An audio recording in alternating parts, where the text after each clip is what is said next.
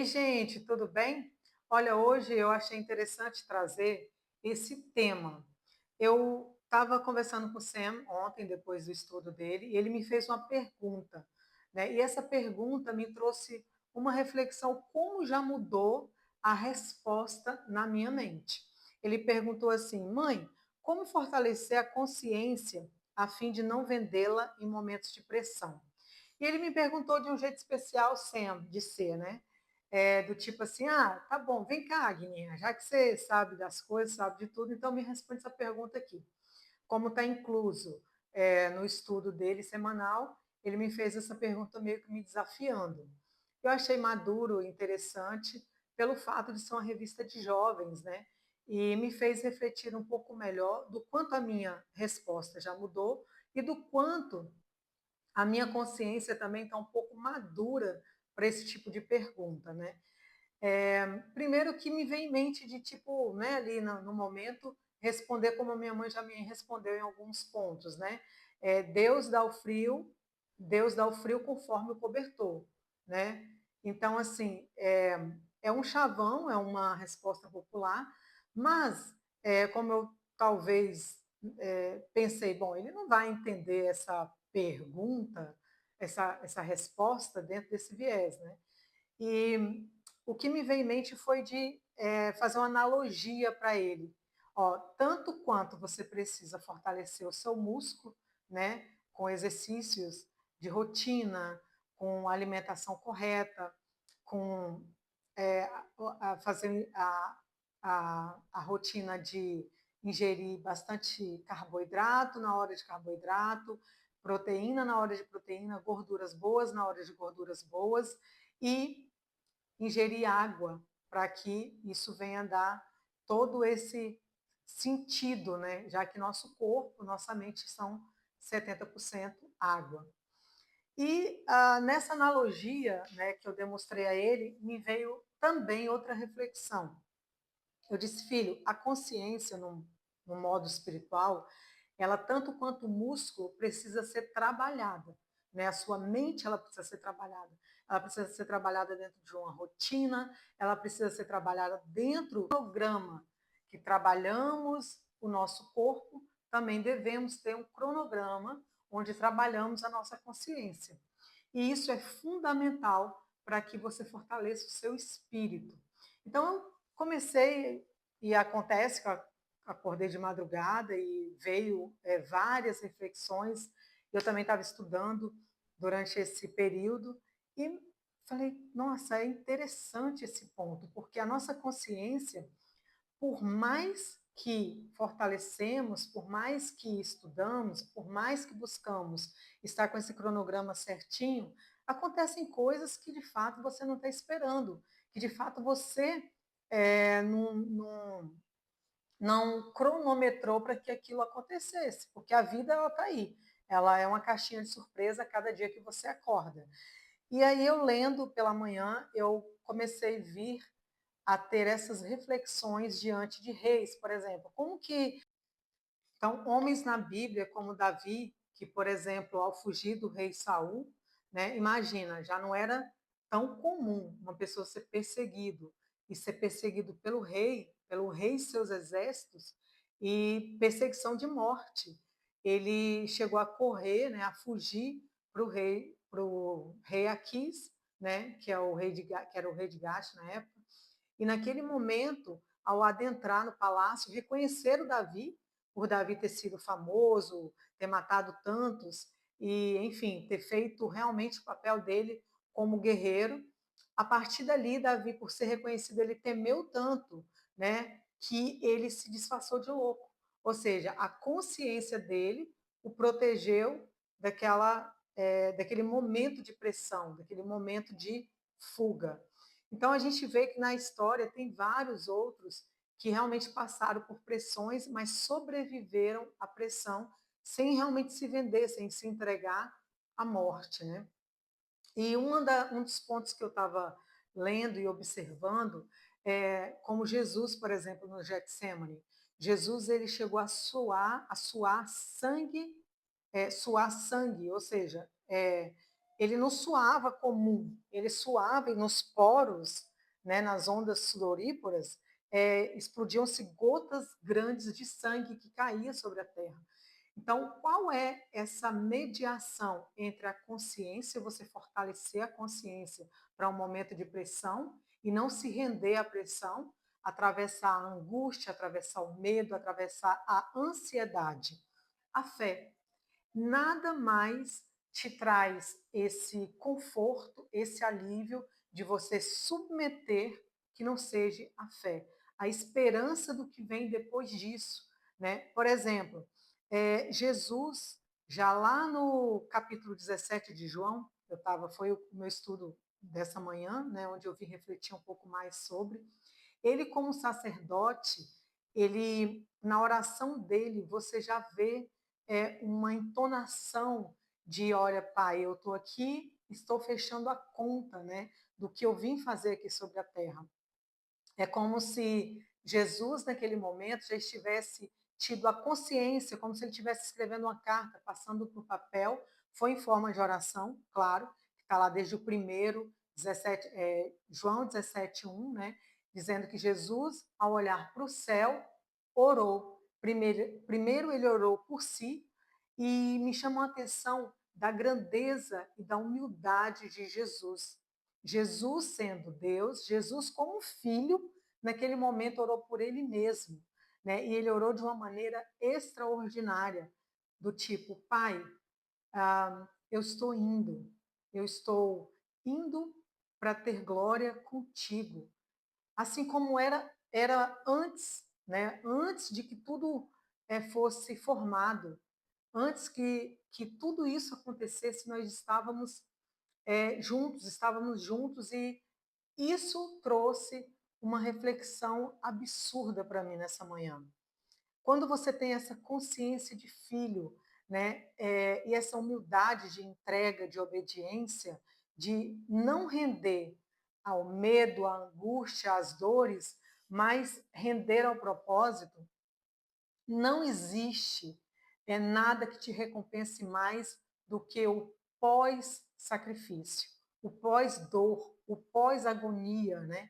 Então, Jesus depois, nessa declaração, ele disse, Pai, agora glorifica-me em tu. Eu vou ler aqui rapidinho, só para que fique um pouco mais claro dessa grandeza de leitura. Ó. E agora glorifica-me tu, ó Pai, junto de ti mesmo, com aquela glória que tinha contigo antes que o mundo existisse. Ou seja, depois daquelas dores que ele conscientemente sabia que ia passar, mas ele também conscientemente fortalecia o seu espírito, sabendo quem ele iria se encontrar, com quem que ele iria se encontrar depois da morte, depois das dores. Então é muito gratificante ler isso e ter a compreensão dessa leitura, da humildade de Jesus, ele orando por si. Agora imagina o quanto Deus já estava ali, né, na porta, querendo abraçar, assim como tem aquela passagem do filho pródigo, né, querendo abraçar o seu filho que saiu para uma missão, concluiu com êxito, porque ali já tinha uma fé tão transcendente que Jesus viu, né, o seu próprio corpo glorificado, né? Ele chegou a passar essa experiência para alguns dos discípulos, né? Então, assim, o que eu quero trazer essa reflexão para você hoje, como fortalecer a sua consciência para que você passe por pressão sem vendê-la. Então, se a sua consciência é um território seu, do seu domínio, aonde você tem os comandos, você que limita. Você põe limites na sua consciência, você põe limites nos seus relacionamentos, você põe limites naquilo que realmente vai trazer essa oportunidade de venda. Né? Por exemplo, Eva passou por um momento de pressão, mas o momento de pressão que Eva passou foi um momento de persuasão manipuladora. A mesma coisa o inimigo das nossas almas quis fazer com Jesus. Mas qual a diferença de território? Eva estava num conforto, no jardim, onde tudo era muito, digamos, colorido. Então, ela foi levada por um engano. Quando Jesus estava no deserto, passando, né, já estava ali depois no final dos 40 dias, já tinham passado os 40 dias de jejum, e o inimigo, como ele é astuto e bastante perspicaz, ele tentou Jesus da mesma forma que ele tentou Eva. Só que Jesus, fortalecido com a palavra, fez a réplica para o inimigo da sua alma naquele momento. Então, nós, como homens e mulheres, somos tentados todos os dias para que cedemos a pressões, para que cedemos às agonias, para que cedemos ao medo, para que cedemos às angústias, para que cedemos aquilo que nós, na nossa capacidade humana, às vezes não podemos ir além. Mas, assim como eu levei e pedi o Sam que refletisse nisso, eu falei, filho, a nossa consciência ela deve ser trabalhada todos os dias, através da leitura, da palavra, através do jejum, através da oração. E olha o que nesse versículo 17 Jesus disse, porque tem uma primeira parte que ele ora por ele ora pelos discípulos, que é uma coisa extraordinária aqui também, e depois ele ora por nós, pelos futuros crentes. Olha como a onisciência de Jesus naquele momento, ele sabia que conscientemente ele estava com o papel devidamente cumprido, porque foi para esse tempo que Jesus foi para a cruz. Né? Os discípulos, Moisés falou com Deus, os discípulos andaram com Jesus. E nós? Nós precisamos ser santificados na palavra. Porque aqui está escrito, ó, não sou do mundo, como eu do mundo não sou.